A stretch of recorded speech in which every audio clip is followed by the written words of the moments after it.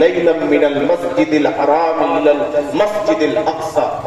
پاک ہے وہ ذات جس نے اپنے عبد خاص کو سیر کرائی مسجد حرام سے مسجد اقصی. عزیزان ملت اسلامیہ، یہ معراج ہے کیا؟ اس کو سمجھنے کی ضرورت ہے. معراج ہم سب کے آقا و مولا صلی اللہ تعالی علیہ وسلم کا وہ معجزہ ہے کہ اس سے پہلے کسی نبی کو یہ مقام عطا نہیں ہوا جو ہمارے آقا صلی اللہ تعالی علیہ وسلم کو عطا فرمایا گیا. معراج جسم کے ساتھ پیغمبر اعظم صلی اللہ تعالی علیہ وسلم کا مسجد حرام سے یعنی کعبہ معظمہ سے مسجد اقصی تک اور پھر وہاں سے آسمانوں تک اور پھر اللہ کے قرب تک سیر کرنے کا نام معراج ہے. رات کے مختصر سے حصے عزیزان ملت اسلامیہ، ہم اور آپ جب سفر کرتے ہیں تو اس میں وقت لگتا ہے. میرے آقا نے مسجد حرام سے مسجد اقصی تک سفر کیا. یہ قرآن کی نص قطعی سے ثابت. کتنی مسافت ہے اگر صرف اسی کو سمجھیے تو 1 مہینہ مکے سے مسجد بیت المقدس جانے میں لگتا تھا اور 1 مہینہ آنے میں لگتا تھا. یعنی اگر صرف اور صرف بندہ مسجد حرام سے مسجد اقصی جائے تو جا کر آنے میں 2 مہینے کا وقت لگے. لیکن میرے آقا گئے کتنے وقت؟ لیلن، رات کے تھوڑے سے حصے. یعنی زنجیر بھی ہلتی رہی، بستر بھی رہا کر گویا زمانہ ٹھہر گیا. پیغمبر اعظم صلی اللہ علیہ وسلم مسجد حرام سے مسجد اقصی گئے اور پھر مسجد اقصی سے آپ نے آسمانوں کا سفر شروع کیا. مسجد حرام سے مسجد اقصی تک کی معراج پر اگر کوئی یقین نہ رکھے، اسے نہ مانے تو وہ کافر ہے. اگر معراج مصطفیٰ کا انکار کر دے تو وہ کیا ہے؟ کافر ہے. اور مسجد حرام سے لے کر آسمانوں تک یہ احادیث مشہورہ سے ثابت. اگر اسے انکار کرے تو اس کا انکار کرنے والا گمراہ ہے، راہ راست سے ہٹا ہوا. عزیزان ملت، یہ سفر کیوں ہوا، کب ہوا، کیسے؟ یہ سفر ہجرت سے پہلے میرے آقا صلی اللہ تعالی علیہ وسلم نے جب اعلان نبوت فرمایا، اعلان نبوت کے بعد جب آپ کی تبلیغ کا سلسلہ دراز ہوا تو علماء تحریر فرماتے ہیں، کچھ لوگ کہتے ہیں کہ ہجرت سے 1 سال پہلے اور کچھ لوگ کہتے ہیں کہ ہجرت سے 3 سال پہلے. پر زیادہ معتبر روایت یہ ہے کہ ہجرت سے 1 سال پہلے پیغمبر اعظم صلی اللہ تعالی علیہ وسلم کو اللہ رب العزت نے یہ عظیم مرتبہ عطا فرمایا. تو آپ جانتے ہیں کہ جب حضور نے یہ بیان فرمایا کہ اللہ رب العزت نے مجھے معراج عطا فرمائی، تو جو آپ کے مخالفین تھے، جنہیں کوئی موقع نہیں مل رہا تھا، جو بڑے کوشاں تھے کہ حضور نبی رحمت صلی اللہ تعالی علیہ وسلم کو معاذ اللہ بہتان لگایا جائے، ان کو کوشش کی جائے کہ ان کی شخصیت مجروح ہو جائے، کوئی موقع نہیں پاتے. لیکن جب حضور نے معراج کا اعلان کیا تو ابو جہل جیسے لوگ پانچے کھل گئے اور کہا اب تو موقع مل گیا. یہ ممکن ہی نہیں ہے کہ کوئی مسجد حرام سے مسجد اقصی چلا جائے اور چلا آئے. تو اس نے پروپیگنڈا شروع کیا، ہر طرف یہ کہنے لگا کہ یہ تو ایسے ہی کہتے ہیں، یہ ہو ہی نہیں سکتا. یہ بات پہنچتے پہنچتے حضرت ابو بکر تک پہنچی.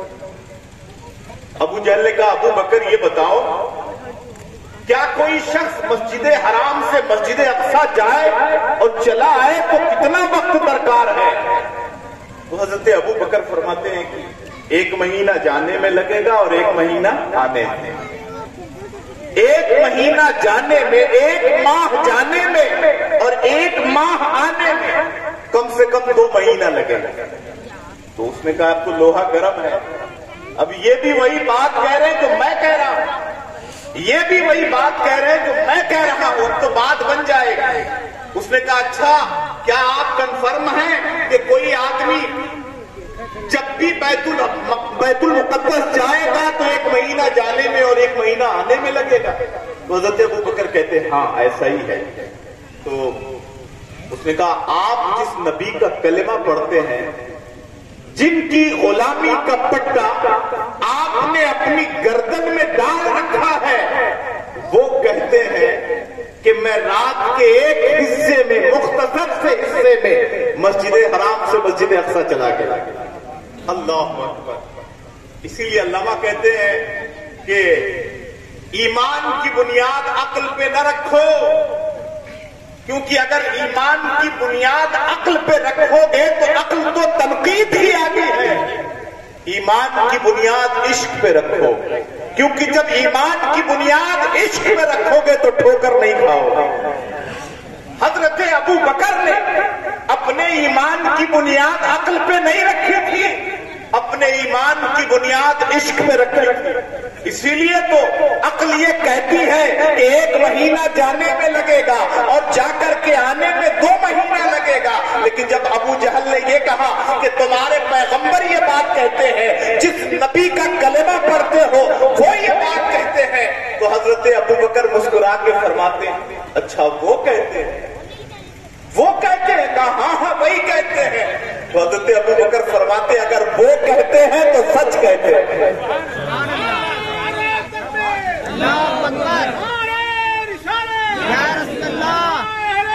अगर वो कहते हैं तो सच कहते हैं। ये क्या अजीब बात है, उनके कहने से तो हमने और अजीब अजीब चीजें मान ली। मियाँ एक देखने वाले का कहा मान लिया है, हमने तो उसे बिन देखे खुदा मान लिया है। उनके कहने से तो रब की तस्दीक कर दी है, ये तो मेराज की बात है। अगर वो कहते हैं तो सच कहते हैं। ये खबर मेरे आका सल्लल्लाहु अलैहि वसल्लम तक पहुंची, हुजूर खुश हो गए और हुजूर ने हजरत अबू बकर को कहा सिद्दीक अकबर का लक़ब पैगंबर आज़म ने महबूब को अता फरमाया और उस जमाने से आज तक अबू बकर को हजरत अबू बकर सिद्दीक कहा जाता है, सिद्दीक अकबर कहा जाता है। कहा जाता है कि नहीं कहा जाता? आप बताओ जरा। अगर आपने अब एक बात और सुन लो, सिद्दीक अकबर की जब बात आ गई, उम्मत रसूलुल्लाह के जमाने से आज तक हजरत अबू बकर को सिद्दीक अकबर कहती है, हजरत उमर को फारूक आजम कहती है। लेकिन कभी शिर्क का फतवा लगा? नहीं लगा। लेकिन अगर आज हम लोग गौसे आजम कह दें तो कुछ लोग ये कहते हैं कि मियाँ गौस का मतलब तो मदद करने वाला और आजम का मतलब बहुत बड़ा, तो बहुत बड़ा मदद करने वाला तो अल्लाह है। तो गौसे आजम तो अल्लाह हुआ, आप तो हजरत अब्दुल कादिर जिलानी को गौसे आजम कह रहे, गोया आप शिर्क कर रहे हैं। अब बेचारा सीधा साधा आदमी जो इन गुत्थियों में पड़ता नहीं है, वो जानता नहीं है, वो बेचारा ठोकर खा जाता है, डगमगा जाता है। आप जरा पूछिए कि सबसे बड़ा सच्चा कौन? वमन अस्दक़ु मिनल्लाहि क़ीला, सबसे ज्यादा सच्चा कौन है? अल्लाह रब्बुल इज्जत। अल्लाह से ज्यादा तो कोई सच बोलने वाला नहीं। लेकिन सिद्दीक अकबर का खिताब पैगंबर आजम किसको दे रहे हैं? हजरत अबू बकर को दे रहे हैं। हक को बातिल के दरमियान इम्तियाज करने वाली सबसे बड़ी जात किसकी है? अल्लाह की है। लेकिन उम्मत एक जमाने से हजरत उमर फारूक को फारूक आजम कह रही है। शिर्क नहीं हो रहा, तो जिस तरीके से वहां शिर्क नहीं है ऐसे ही यहां भी शिर्क नहीं है। ये मकाम है, सिद्दीकियत एक मकाम है, फारूकियत एक मकाम है, गौसियत एक मकाम है, कुतबियत एक मकाम है। उम्मती इस दर्जे तक पहुंच सकता है और ये इसका मकाम मर्तबा है। और अगर किसी को इस मर्तबे से पुकारा जाए तो शिर्क लाजिम है। वज़ीज़ान मिल्लत इस्लामिया, सबसे पहले मेराज की सदाकत पर गवाही हजरत अबू बकर ने अता फरमाई और मेरे आका सल्लल्लाहु तआला अलैहि वसल्लम के सफर की तेजी और सुरात फरमाए। कुछ लोग कहते हैं अरे यार ये कैसे मुमकिन हो सकता है کہ حضور مسجد حرام سے مسجد اقصی چلے گئے وہ بھی جسم کے ساتھ، اور پھر وہاں سے آسمانوں پر چلے گئے، پھر اس سے بھی آگے گئے، جنت میں گئے، دوزخ آپ نے دیکھا، ملاحظہ کیا، پھر وہاں سے لامکہ میں چلے گئے، پھر اللہ کے قرب میں چلے گئے، اللہ رب العزت کی اپنے ماتھے کی آنکھوں سے آپ نے زیارت کی اور آپ واپس بھی آ گئے. یہ کیسے ہو سکتا ہے؟ تو میں نے کہا نہ ہر جائے مرکب تما تاختن کہ جہاں سے پر پائے دنداختن. تم کو قرآن پڑھنا نہیں آتا، اگر قرآن سیکھنا ہے تو آؤ امام اہل سنت کی بارگاہ میں اور ان کا دستے اقدس پکڑ کے کہو میں مجرم ہوں آقا مجھے ساتھ لے لو، میں مجرم ہوں آقا مجھے ساتھ لے لو، یہ رستے میں ہے جا بجا کھانے والے. آؤ قرآن پڑھا کیسے جاتا ہے، قرآن سمجھا کیسے جاتا ہے، یہ تمہیں اہل سنت کے پاس ملے گا. اسی قرآن مجید کے اندر ایک سورہ نمل ہے جس سورہ میں حضرت سلیمان علیہ السلام کے ایک امتی ایک صحابی کا تذکرہ ہے کہ جب سلیمان علیہ السلام کو یہ پتا چلا کہ تخت بلقیس کا تخت ایسا اتنا خوبصورت ہے، اتنا حسین و جمیل ہے، تو آپ نے اپنے بھرے دربار میں اپنے امتیوں سے کہا کہ کوئی وہ تخت میرے پاس لے آئے گا. تو قال عفریت من الجن، ایک جن کھڑا ہو گیا اور کہا حضور آپ مجھے اجازت دیجئے مجلس برخاست ہونے سے پہلے میں وہ تخت آپ کی بارگاہ میں حاضر کر دوں. کس نے کہا؟ ایک جن نے. حضرت سلیمان علیہ السلام کی حکومت تو انسانوں پہ بھی تھی، جناتوں پر بھی تھی، ہواؤں پر بھی تھی، دریا پہ. اللہ نے ایسی حکمرانی عطا فرمائی. آپ نے کہا اور پہلے چاہیے، اور پہلے. تو قرآن کہتا ہے قال الذین من عندہ علم الکتاب، تو وہ شخص کھڑا ہوا جس کے پاس کتاب کا علم تھا، اس نے کہا اے سلیمان علیہ السلام اگر آپ مجھے اجازت دیں انا آتی کبھی ہی قبل ان یرتد الیک طرفک، اگر آپ مجھے اجازت دیں تو میں تخت بلقیس کو پلک جھپکتے ہی آپ کی بارگاہ میں حاضر کروں. پلک جھپکنے سے پہلے قبل ان یرتد الیک، قبل ان یرتد الیک یعنی آپ کی پلک جھپکے گی بھی نہیں، اس سے پہلے میں وہ تخت آپ کی بارگاہ میں حاضر کروں. نعرہ تکبیر، نعرہ رسالت، حضرت مسلک اعلی حضرت. حضرت سلیمان علیہ السلام نے اجازت دی. ابھی پلک جھپکی بھی نہیں تھی، پلک جھپکی بھی نہیں تھی کہ سب نے دیکھا کہ تخت بلقیس بارگاہ سلیمان علیہ السلام میں حاضر ہے. اب آپ ذرا فرماؤ، ذرا بتاؤ کب گئے حضرت آصف بن برقیہ، اور یہ کون ہیں جن کی رفتار کا یہ عالم کہ پلک جھپکنے سے پہلے ہزاروں میل کی مسافت سے اتنا بڑا تخت لے کے چلے آئے. سب نے دیکھا، آنکھ پھٹی کی پٹی رہ گئی. یہ لانے والے کون؟ حضرت سلیمان علیہ السلام کے امتی اور صحابی ہیں. تو اس نبی کی طاقت اور سرعت کا عالم کیا ہوگا کہ جس کی اقتدا میں حضرت سلیمان کی نماز ادا کر رہے ہیں. ان کی طاقت کا عالم کیا ہوگا، ان کی پرواز کا عالم کیا ہوگا. وہ کب گئے اور کب آئے اس فکر میں نہ پڑے رہو، بلکہ وہ کیا لائے اور کیا تحفہ دیا اس فکر میں پڑے رہو. میرے حضور صلی اللہ تعالی علیہ وسلم مختلف روایات میں آیا کہ جب اپنی بہن چچیری بہن حضرت ام ہانی کے گھر محو آرام تھے، حضرت جبریل امین 70,000 ملائکہ کے ساتھ بارگاہ رسالت مآب میں حاضر ہوئے. چھک ہوئی، براق لے کر کے حاضر ہو گئے. میرے آقا محو آرام میں حضرت جبریل امین نے اپنے کافوری اور ٹھنڈے لبوں سے پیغمبر اعظم کے تلوہ مبارک پر بوسہ دیا. میرے حضور کی آنکھیں کھل گئی.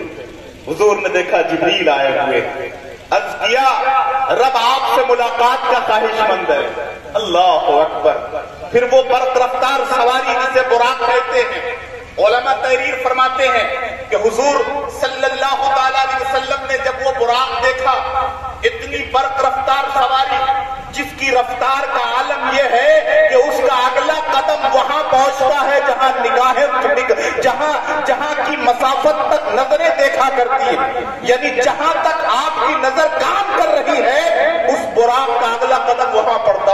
بھی تھے تو حضور نے توقف فرمایا.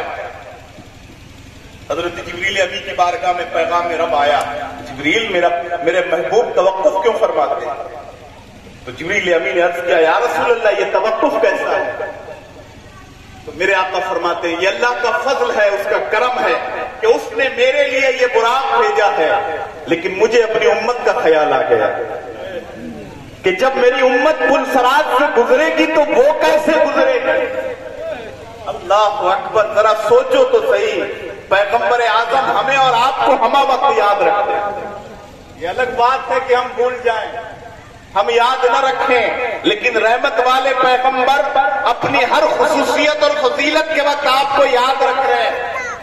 تو رب نے فرمایا جبریل کہے تو اے میرے محبوب آپ کی امت بھی پل صراط سے برق کی رفتار کی طرح سے گزر جائے. جبریل نے عرض کیا یا رسول اللہ میں پل صراط پر اپنی پر کو بچھا دوں گا اور آپ کی امت برق رفتار سے اس پہ گزر جائے گی. امام اہل سنت کہتے ہیں پل سے اتارو راہ گزر کو خبر نہ ہو, پل سے اتارو راہ گزر کو خبر نہ ہو, جبریل پر بچھائے تو پر کو خبر نہ ہو. حضور سوار ہوئے, براق چلا, فرماتے ہیں حضور فرماتے ہیں کہ میں گزرا تو میں نے دیکھا کہ حضرت موسیٰ علیہ السلام اپنی قبر میں نماز پڑھ رہے ہیں. میرے آقا نے کیا دیکھا؟ موسیٰ علیہ السلام قبر میں نماز پڑھ رہے ہیں. یہ مولوی ہم کو سکھاتا ہے کہ معاذ اللہ صدبار معاذ اللہ نبی مر کے مٹی میں مل گئے, اور میرے پیغمبر حدیث رسول میں یہ بیان فرماتے ہیں کہ سفر معراج میں نے موسیٰ علیہ السلام کو دیکھا کہ وہ اپنے قبر کے اندر نماز پڑھ رہے ہیں. تو عزیزان ملت اسلامی عقیدہ ٹھیک کیجئے, نبی مر کے مٹی میں نہیں ملتا معاذ اللہ. میرے آقا فرماتے ان اللہ حرم علی الارض ان تاکل اجساد الانبیاء فنبی اللہ حی یرزق. بے شک اللہ نے زمین پر حرام فرما دیا ہے کہ وہ انبیاء کے جسموں کو کھائے. اللہ کے نبی زندہ ہیں اور رزق دیے جاتے ہیں. اللہ کا ہر نبی زندہ ہے, نبیوں کے امام کی کیا بات, اللہ کا ہر نبی زندہ. اور پہنچے کہاں؟ بیت المقدس. صف لگی ہوئی ہے 1,24,000, کم و بیش انبیاء علیہ السلام بیت المقدس میں حاضر ہیں. مصلی امامت پہ کوئی نہیں ہے. اللہ مقتدی حاضر ہیں, مقتدا کا انتظار ہو رہا ہے, نمازی آ گئے ہیں, امام کا انتظار ہو رہا ہے. میرے آقا سرور کائنات صلی اللہ تعالی علیہ وسلم بیت المقدس میں پہنچے, انبیاء کی صفیں لگی ہوئی ہے, حضور مصلی امامت پر آئے اور آپ نے نماز پڑھائی. اور پھر وہاں سے آسمانوں کا سفر شروع ہوا. پہلے آسمان دستک دی گئی, آواز آئی کون؟ کہا میں جبریل ہوں. کہا آپ کے ساتھ کون ہے؟ کہا گیا محمد الرسول اللہ ہے. آواز آئی کیا انہیں بلایا گیا ہے؟ حضرت جبریل نے فرمایا کہ ہاں رب کی طرف سے انہیں بلاوا ہے. آواز آئی مرحبا مرحبا تشریف لائی. یکے بعد دیگرے آسمان پر انبیاء علیہ السلام سے ملاقات ہوتی رہی. حضرت آدم سے ملاقات, حضرت عیسیٰ سے ملاقات, حضرت یوسف سے ملاقات, حضرت ادریس سے ملاقات. چھٹے آسمان 5ویں پہ پہنچے تو حضرت ہارون سے ملاقات. چھٹے پہ پہنچے حضرت موسیٰ سے ملاقات. 7ویں پہ پہنچے حضرت ابراہیم علیہ نبینا علیہ الصلوۃ والسلام سے ملاقات. سب نے مبارکباد دی, سب نے مبارکباد دی, اور سب نے حسرت سے آپ کا چہرہ دیکھا.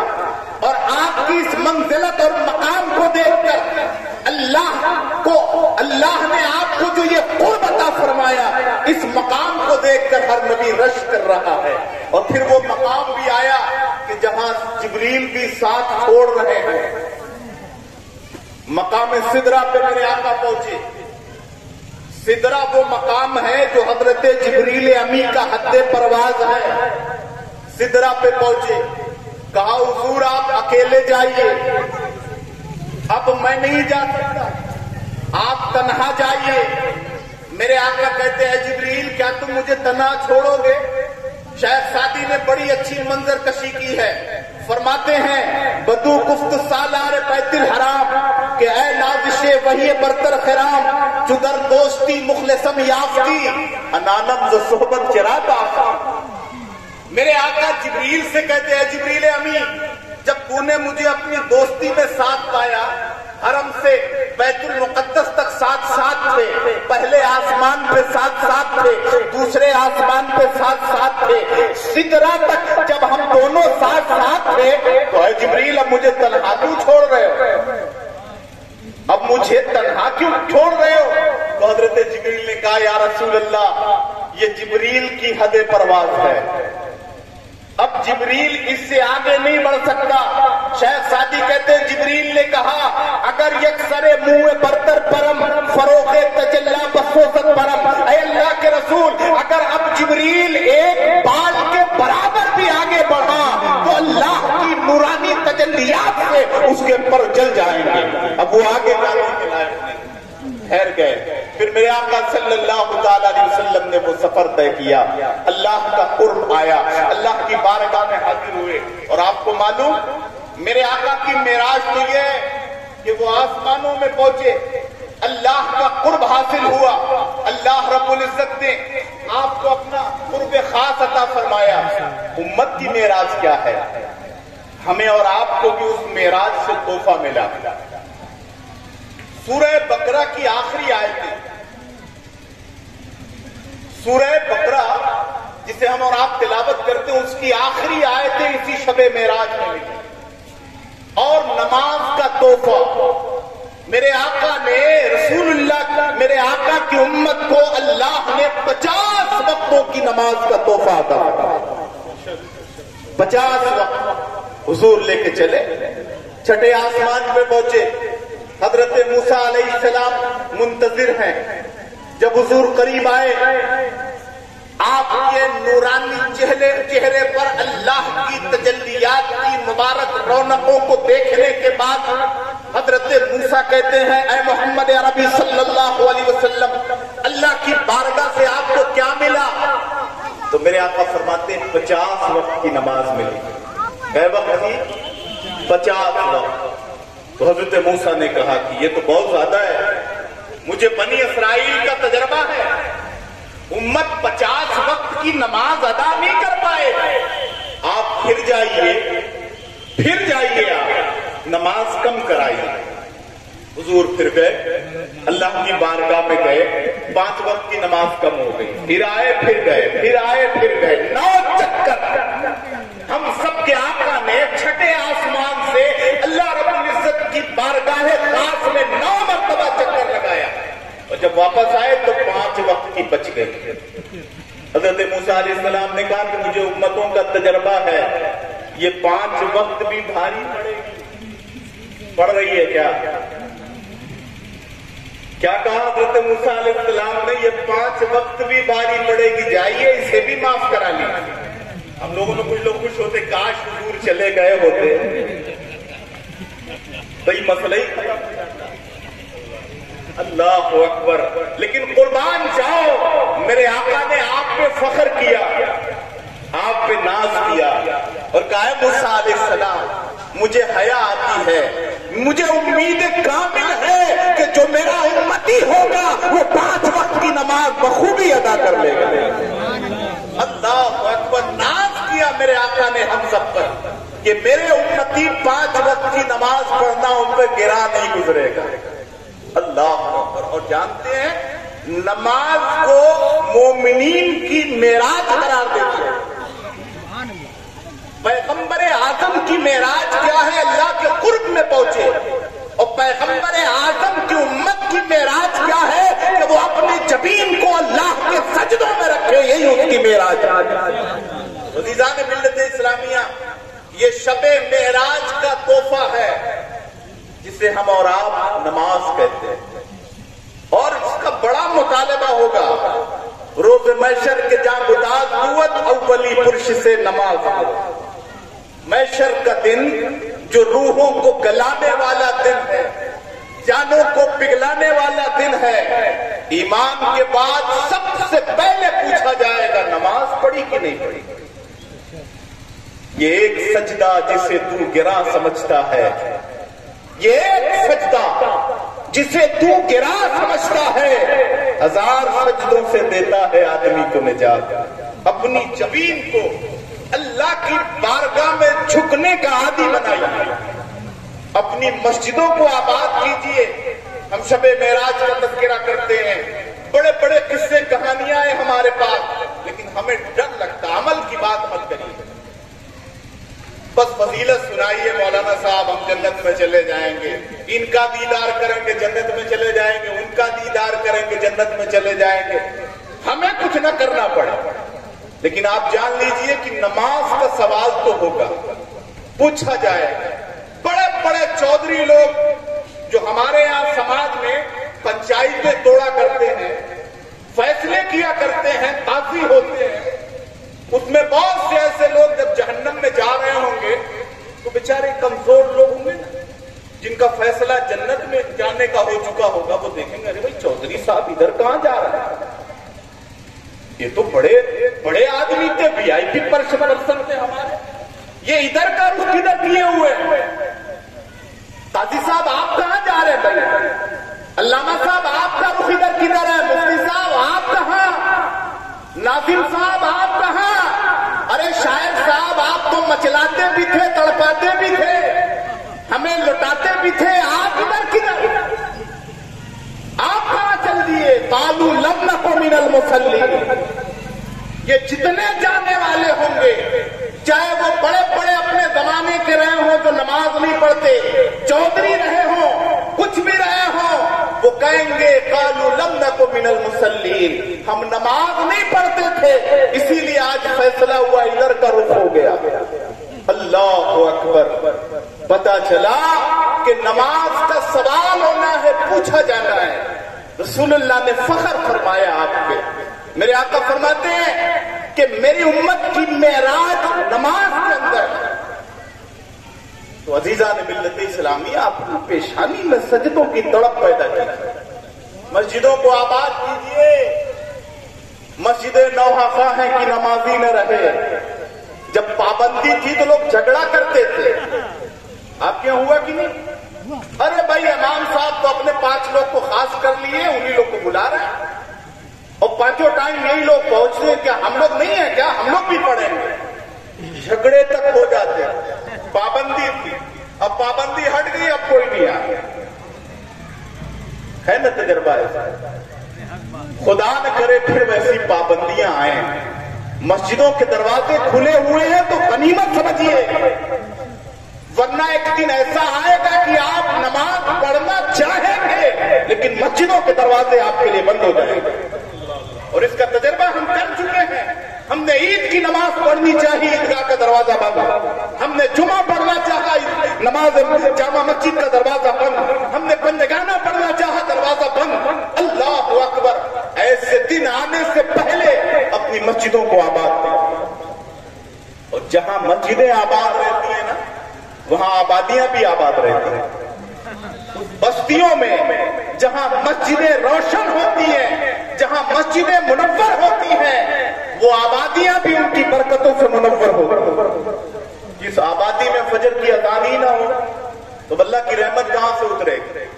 تو عزیزان ملت اسلامیہ، یہ تحفہ معراج ہے، اسے حرز جاں بنائی، اور نماز اس وقت تک پڑھیے جب تک آخری سانس نہ آ جائے۔ وَاعْبُدْ رَبَّكَ حَتَّىٰ يَأْتِيَكَ الْيَقِينُ، اس وقت تک اپنے رب کی عبادت کرو جب تک تمہیں موت نہ پکڑے۔ عزیزان ملت اسلامیہ، تو یہ نماز جو ہے معراج کا تحفہ ہے۔ نماز ہم پڑھتے ہیں، معراج کی یاد تازہ ہوتی ہے، اور وہ رب کتنا کریم ہے، پڑھتے ہو 5 وقت کی نماز، 5 وقت کی آپ پڑھتے ہیں، لیکن وہ رب اتنا کریم ہے، بندہ 5 وقت پڑھتا ہے وہ 50 وقت کا ثواب عطا فرماتا ہے۔ آپ اور ہم 5 وقت نماز پڑھتے ہیں، ہمارے نام اعمال میں 50 وقت کا ثواب لکھا ہے۔ اور اس سفر معراج میں میرے میرے آقا صلی اللہ تعالی علیہ وسلم نے جنت بھی دیکھا، دوزخ کو بھی ملاحظہ دیکھا. کچھ لوگوں کی زبانیں کتری جا رہی ہیں، کچھ لوگوں کی زبانیں کتری جا رہی ہیں. کینچیوں سے. یہ کون لوگ ہیں؟ کہا یہ وہ لوگ ہیں جو بتیاتے زیادہ تھے، کام کم کرتے تھے. دوسروں کو نصیحت بہت کرتے تھے لیکن خود کچھ نہیں کرتے. تو آج ان کی زبان کتری جا رہی ہے، جو ہونٹ کترے جا رہے ہیں. کچھ لوگوں کو ایسا عذاب ہوگا کہ ان کا سر پتھر سے کوچا جا رہا ہے. پوچھے یہ کون لوگ ہیں؟ کہا یہ لوگ چغلخوری کر رہے ہیں ایک دوسرے کا. ہم لوگ تو بہت آسان رہتا ہے، ثواب کمائیں چاہے نہ کمائیں، لیکن اپنے بھائی کی غیبت کر کے اس کا گوشت ضرور کھا لیتے ہیں. اور غیبت کیا ہے؟ یہ ہمارے سماج کے اندر یہ بہت پھیلا ہوا ہے. تو ایک صاحب نے کہا کہ بھائی غیبت کیا؟ ہم تو وہی بات کہتے ہیں جو ان کے اندر ہے. دیکھیے، اگر آپ نے اپنے کسی بھائی کی ایسی بات اس کی عدم موجودگی میں کی جو اسے ناگوار گزرے، اور اس کے اندر وہ بات ہے لیکن اس کی عدم موجودگی میں آپ نے کہی اور وہ بات اسے پہنچی، تو یہ غیبت ہے. غیبت. اور اگر آپ نے ایسی بات کی جو اس کی عدم موجودگی میں بھی کہہ رہے ہیں اور وہ بات اس کے اندر ہے بھی نہیں، تو یہ بہتان ہے. اللہ اکبر، بڑا سخت عذاب ہے. تو اپنے مومن بھائی کا گوشت کھانے کے برابر ہے کہ اس کی غیبت کی جائے. اللہ تعالی ہم سب کو غیبت کے گناہ سے محفوظ فرمائے. ہمیں کا ہر ایک شخص چاہتا ہے جنت میں چلا جائے. کون طالب جنت ہے؟ ہر شخص طالب جنت ہے. میرے آقا صلی اللہ علیہ وسلم فرماتے ہیں 4 لوگ ایسے ہیں جنہیں جنت میں جانے سے کوئی نہیں روک سکتا. 4 لوگ.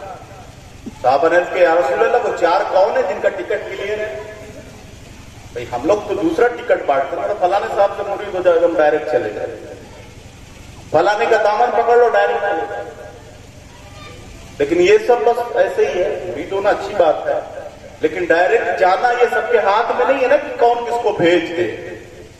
اپنی گٹھڑی سنبھالے نہ سنبھلے، ہے نا. آج ہر جب دوسرے کی گٹھڑی اٹھائے ہوا ہے، اپنی کتنی بھی بھاری ہے توجہ نہیں. اب ان کی بھی اٹھا لے، ان کی بھی اٹھا لے، ان کی بھی اٹھا لے، ہے نا صاحب. گٹھڑیاں دوسروں کی اٹھانے کی ہم فکر کرتے ہیں، اپنی اٹھائی.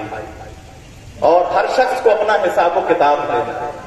میرے آقا فرماتے 4 ایسے ہیں، 4 جنہیں جنت میں جانے سے کوئی نہیں روکے گا. ان میں سے پہلا وہ ہے جو ماں باپ کا فرما بردار ہے. ہم لوگ جب جوان ہو جاتے ہیں، جب طاقت آ جاتی بدن میں، تو پھر ہم سمجھتے ہیں کہ ہم تو ایسے ہی طاقتور ہیں، ہمیں کیا ہی بوڑھے باپ ماں باپ کی ضرورت ہے. تو پھر کوئی انہیں کچھ کہتا ہے، کوئی برا بھلا کہتا ہے، کوئی کچھ کہہ دے. میرے آقا نے فرمایا کہ جو ماں باپ کے ساتھ حسن سلوک کرتا ہے اسے جنت میں جانے سے کوئی نہیں روک سکتا. اس لیے ہمیں اور آپ کو چاہیے کہ ہم اپنے ماں باپ کے ساتھ حسن سلوک کریں، ان کا ادب کریں، ان کا احترام کریں. اگر وہ زندہ ہیں تو انہیں زندگی میں راضی کریں، اور اگر وہ وصال کر گئے تو پھر ان کے لیے ایصال ثواب کریں اور اللہ سے ان کی مغفرت کی دعا کریں.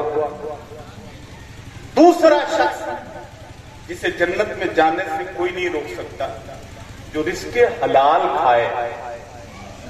لیکن ہم لوگ کیا کہتے ہیں؟ کھانا ہو چاہے پیسہ ہو چاہے جیسا ہو. لال پیلی نوٹ دیکھا طبیعت بگڑ گئی. آیا کہاں سے یہ کس کو فکر ہے کہ پتا کرے کہاں سے آیا؟ یہ آنا چاہیے میرے پاس کہ نہیں آنا چاہیے؟ میں اس کا حقدار ہوں کہ نہیں؟ کسی کو مطلب نہیں. اور یہ رزق حلال یہ ہماری شخصیت کو بنانے میں بڑا اثر رکھتا ہے. ہماری پرسنالٹی روحانی طور پر اگر ہم رزق حلال کھاتے ہیں تو روحانی طور پہ ڈیولپ ہوتی ہے. ہماری زبانوں کے اندر تاثیر ہوتی ہے، ہماری بات اور ہماری دعا باب اجابت سے ٹکرا جاتی ہے. لیکن اگر یہی رزق حلال نہیں ہوتا نا تو پھر کچھ بھی کریے اللہ کا ڈر بھی دل سے نکل جاتا ہے، یہ دل سیاہ ہو جاتا ہے. ایک صحابی ہے حضرت ابو درداء رضی اللہ تعالی عنہ، فجر کی نماز پڑھتے ہیں حضور کی ابتدا میں. ختم کرتے ہیں. سمجھ میں آ رہا ہے؟ ذرا اٹھائیے نا، لگے کہ ہاں سمجھ رہے ہیں. ماشاءاللہ. حضرت ابو دردہ رضی اللہ تعالیٰ عنہ فجر کی نماز حضور کی ابتدا میں پڑھتے اور پھر اپنے گھر چلے جاتے، دعا میں شرکت نہیں کرتے۔ تو کئی روز ایسا ہوا، ایک روز میرے حضور نے پوچھ لیا، سرکار نے پوچھ لیا، ابو دردہ ایسی کیا جلدی پڑی رہتی ہے؟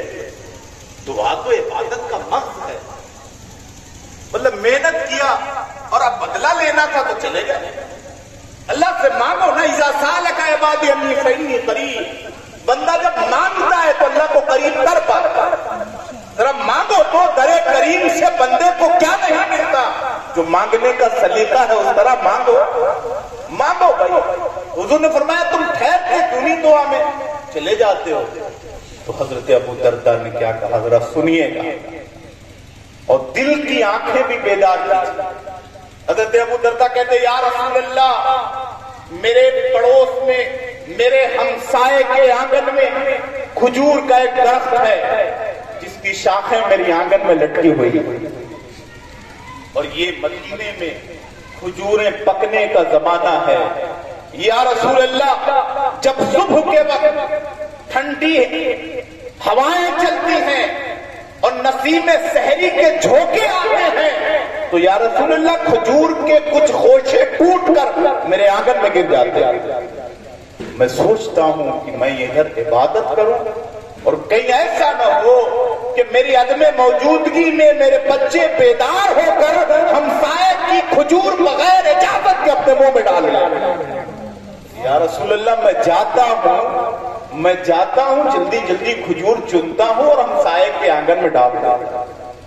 اللہ اکبر، رزق حلال کا اتنا اہتمام صحابہ کا۔ ہم لوگ کیا کرتے ہیں؟ ہمارے تو روڈ پر سے اگر ابھی گنے سے بھرا ہوا ٹرالی گزر جائے دوڑ دوڑ کے کھینچنے لگے، بلکہ بڑے بڑے لوگ کیا تو کھینچے، 3 ہی تو اور کھینچ دو 4، جیسے لگتا ہے دادا کے کھیت سے آ رہے۔ ارے صاحب، وہ آپ کے لیے حلال نہیں ہے، وہ حرام ہے آپ کے لیے۔ آپ اگر یہ کھینچ رہے ہیں تو وہ آپ کے لیے حرام ہے۔ آپ بچوں کو بھی تنبیہ کیجئے کہ نہیں بیٹا، ہم مسلمان ہیں، ہمیں رزق حلال میں تنبیہ کی گئی ہے، یہ مال ہمارے لیے حلال نہیں ہے، ہم اسے کھینچ کے اپنے استعمال میں نہیں لا سکتے، اور اگر ایسا کیا تو پھر اللہ کی بارگاہ میں جواب دینا پڑے گا۔ جب ایسی تربیت ہوتی ہے نا، ایسے ڈھال کے بچوں کی تربیت کی جاتی ہے تو پھر الحمدللہ وہ اسلام کے غازی اور مجاہد بنا کرتے ہیں۔ تو جو رزق حلال کا اہتمام کرے اس کو جنت میں جانے سے کوئی نہیں روک سکتا، اس کا راستہ اور اس کا ٹکٹ کلیئر ہے۔ اور تیسرا وہ جو سچی توبہ کرے۔ ہم لوگ کیا کرتے ہیں؟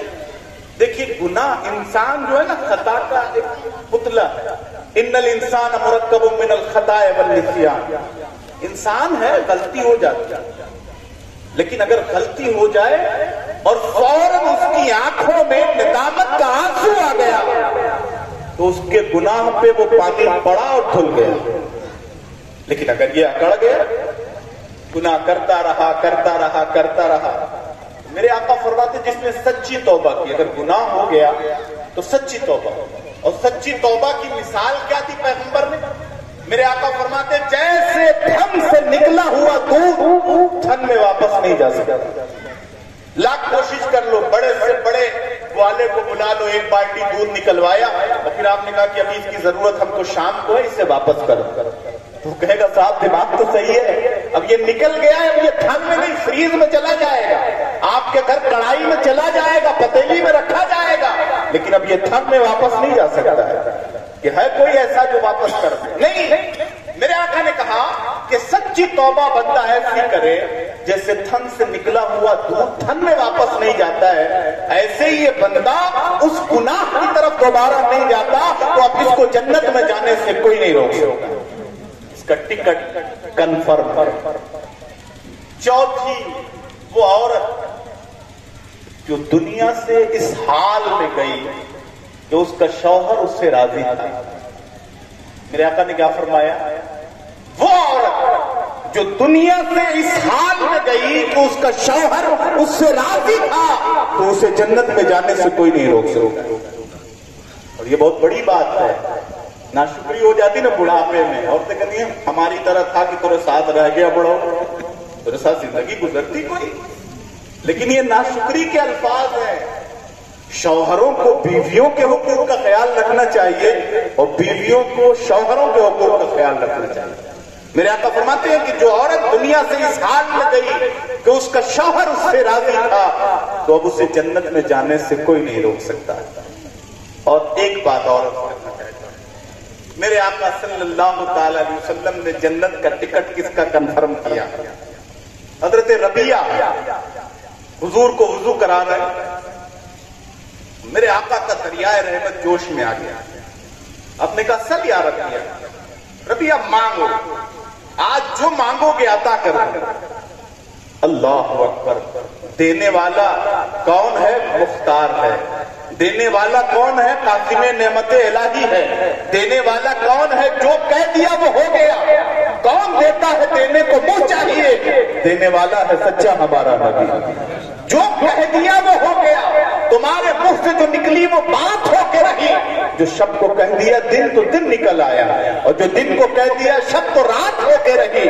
تمہارے منہ سے جو نکلی وہ بات ہو کے رہی. ربیہ مانگو، کیا مانگتے ہو؟ تو ہم لوگ اگر رہتے دنیا دار لوگ تو کہتے کہ اب اس سال کی بدھائیکی ہمیں مل جائے. جانتے ہیں کہ یہ قاسم نعمت الہی ہے، جو کہہ دیں گے وہ ہو جائے. کوئی کہتا ہے منتری بن جائے، کوئی کہتا سی ایم بن جائے، کوئی کہتا پی ایم بن جائے. لیکن وہ صحابہ تھے، عادات رسول سے واقف تھے، آداب رسول سے واقف تھے. انہیں معلوم تھا کہ یہ دنیا کی جو بادشاہت ہے، یہ دنیا کے جو خزانے ہیں یہ فانی ہیں، یہ ہمارے کام آنے والے نہیں ہیں. حضرت ربیہ کہتے ہیں یا رسول اللہ مانگ لوں؟ عرض کیا مانگو جو مانگو. حضرت ربیہ کہتے ہیں اسألک مرافقتک فی الجنہ. یا رسول اللہ جہاں جنت میں آپ رہیے گا وہی قدموں میں ربیہ کو بھی جگہ عطا فرما دیجیے گا. یہی ربیہ کا مانگنا ہے.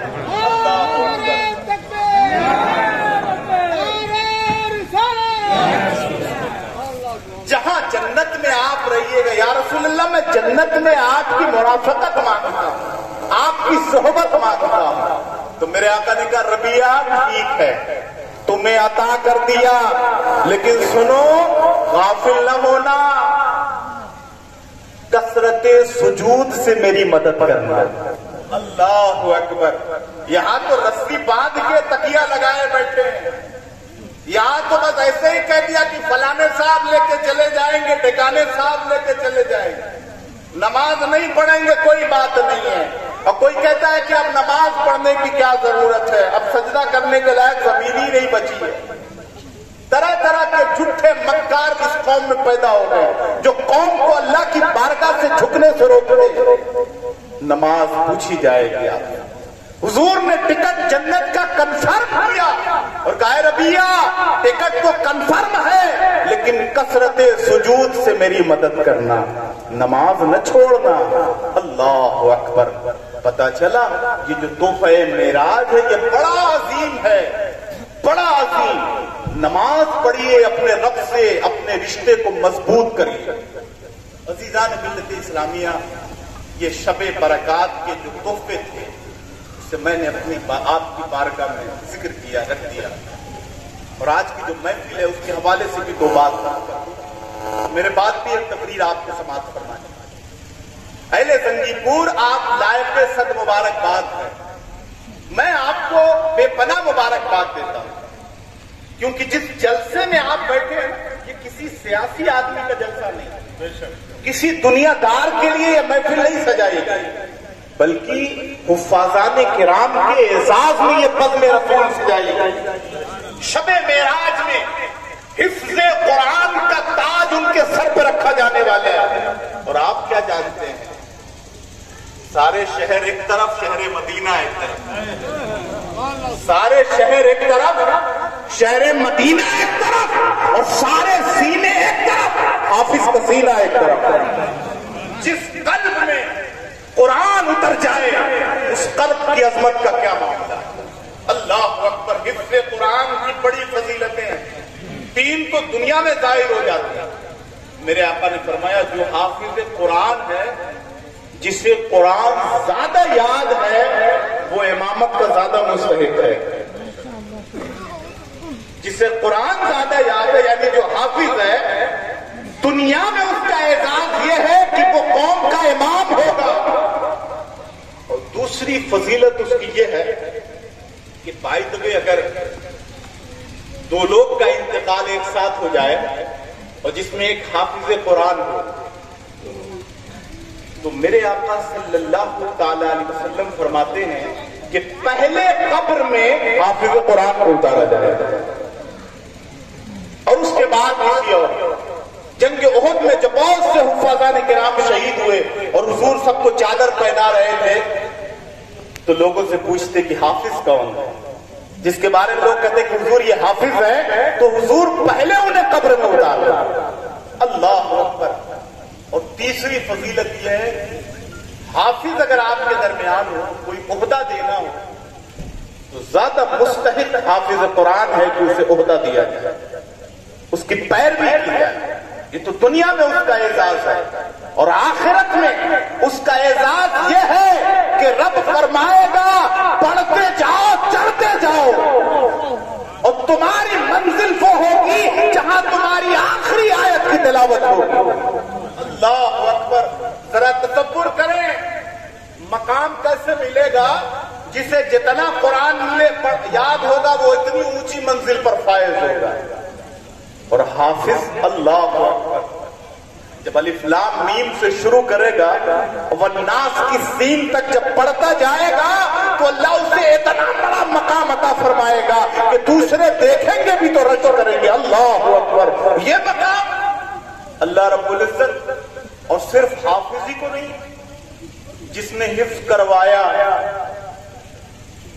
وہ والدین جو اپنے بچے کو حفظ کرواتے ہیں، اگرچہ وہ قابل نہیں ہے، وہ عالم نہیں ہے، وہ خود حافظ نہیں ہے، وہ کچھ پڑھے لکھے نہیں ہیں، لیکن اپنے بچے کو حفظ کرواتے ہیں، تو حفظ قرآن کی بدولت اللہ رب العزت ایسے والدین کے سروں پر عزت کا تاج رکھے گا جسے لوگ دیکھ کے رش کریں گے۔ اللہ اکبر۔ یہ حفاظان کرام کی بڑی بڑی فضیلتیں، تو آپ کو مبارکباد کے لائق ہیں کہ آپ کی آبادی میں مبارکباد دوں گا قاری مستفیض صاحب کو کہ بھائی کالجز میں لوگ فارغ ہوتے ہیں، بڑی اچھی بات ہے۔ IAS پیدا کر لینا بہت اچھی بات ہے، ڈاکٹرز پیدا کر لینا بہت اچھی بڑی بات ہے، لیکن حفظ قرآن کا مرتبہ اتنا بلند ہے کہ دنیا کا کوئی عہدہ اس عہدے کے برابر نہیں۔ حفظ قرآن کا مرتبہ لائق سب مبارکباد ہے وہ بچے جنہوں نے اپنے سینے کو قرآن کا خزانہ بنا لیا، جن کا سینہ قرآن کا خزینہ بن گیا ہے، ان کا مقام بہت بلند ہے۔ حفاظان کرام کی عزت کیجیے، انہیں گری اور نیچی نظروں سے نہ دیکھیے۔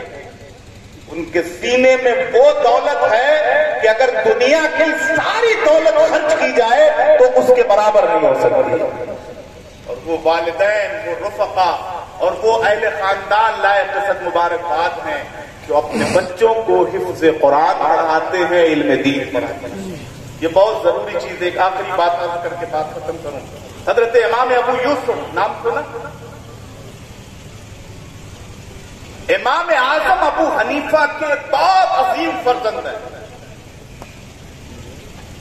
ہم لوگ جب فقہ پڑھاتے ہیں تو اس میں 3 چیز اپنے بچوں کو یاد کراتے ہیں کہ دیکھو یہ اصطلاح یاد کر لینا، کبھی ڈگمگاؤ گے نہیں۔ ایک شیخین ہیں، ایک صاحبین ہیں اور ایک طرفین ہیں۔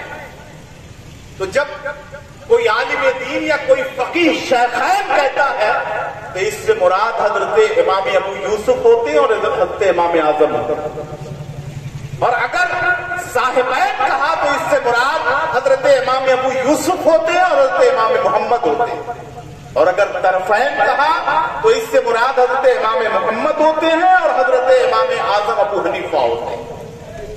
امام ابو یوسف آخری بات، بڑے غریب تھے، ایک بیوہ کے بیٹے تھے، والد کا انتقال ہو گیا تھا، گھر میں کوئی تھا نہیں، تو امی جان نے کہا کہ یوسف جاؤ کچھ کماؤ گھر لاؤ کچھ کمانا.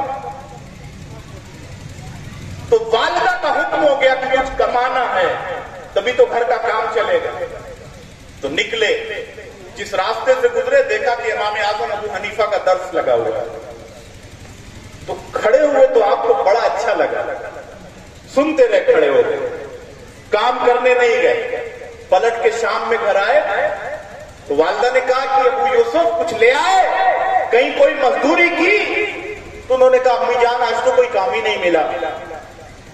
تو اچھا کہا ٹھیک ہے کل چلے جانے. پھر کل گئے, امام اعظم کا درس لگا ہوا, اسی راستے سے گزرے, لطف ملنے لگا, وہیں کھڑے ہو گئے. بڑا مزہ آیا آپ کو. پھر بھی آج کام کرنے نہیں گئے, مزدوری تلاشنے نہیں گئے, چلے آئے. امی نے پوچھا کچھ کام ہم کیے؟ تو کہا کام ہی نہیں ملتا ہے, کہاں سے کریں. تو امی نے سمجھ لیا یہ ضرور مجھ کو گولی دے رہا ہے, ادھر ادھر کہیں رہتا ہے, اب کل اس کی نگرانی کروں گی کہ یہ جاتا کہاں ہے. تو جب امام ابو یوسف اپنے گھر سے نکلے تو پیچھے پیچھے ان کی امی جان بھی نکلی, دیکھیں یہ جاتا کہاں. اور ادھر امام صاحب نے دیکھا کہ 2 دن سے ایک بچہ آ کے کھڑا رہتا ہے, اس کی پیشانی چمک رہی ہے. تو آج آپ نے دیکھا تو اسے قریب بلا لیا, کہا درس میں بیٹھو. امام اعظم نے بلایا, حضرت امام ابو یوسف چلے آئے, درس میں پڑھنے لگے. اب ادھر پڑھائی شروع ہی کی تھی کہ امی جان آ گئی اور برس پڑی امام اعظم پر. کہا شیخ صاحب آپ یہاں میرے بچے کو پھسلا کے اپنی درسگاہ میں بٹھائے ہوئے ہیں, میرے گھر کا خرچہ نہیں چل رہا, میرے گھر کا چولہا نہیں چل رہا ہے, یہ روز آپ کے پاس آتا ہے, آپ اسے بہکا دیتے ہیں. امام اعظم مسکراتے ہیں.